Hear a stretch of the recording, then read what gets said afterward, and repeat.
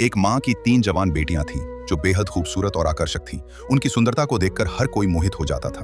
गांव के सभी युवक उन लड़कियों पर मोहित थे, लेकिन उनकी सुंदरता ही उनका सबसे बड़ा श्राप बन गई थी। तीनों बहनों के बीच रोज झगड़ा होता था कि कौन सबसे सुंदर है। इस रोज रोज के झगड़े से परेशान होकर उनकी माँ ने एक योजना बनाई। उन्होंने एक गरीब लड़के को बुलाया और अपनी तीनों बेटियों से कहा, तुम में से कौन इस अनाथ लड़के से शादी करना चाहेगी? पहली बेटी बोली, इस बदसूरत भिखारी से कौन शादी करेगा? दूसरी बेटी बोली, माँ क्या तुम पागल हो गई हो? मैं तो किसी अमीर लड़के से शादी करूंगी। तीसरी बेटी बोली, माँ अगर तुम्हें लगता है अगर यही सही है तो मैं इससे शादी करने को तैयार हूं। अगले दिन तीसरी बेटी की शादी उस लड़के से कर दी गई। शादी के बाद माँ ने अपनी बेटी से कहा, बेटी ये लड़का कोई भिखारी नहीं, ये राजा का बेटा है। ये सुनकर दोनों बड़ी बहनें चौंक गईं। तीसरी बेटी ने आश्चर्य से पूछा, माँ ये भिखारी क्यों बना हुआ था?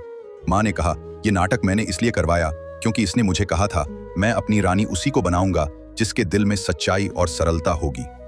अगर आप भी माँ से प्यार करते हो तो सब्सक्राइब किए मत जाना।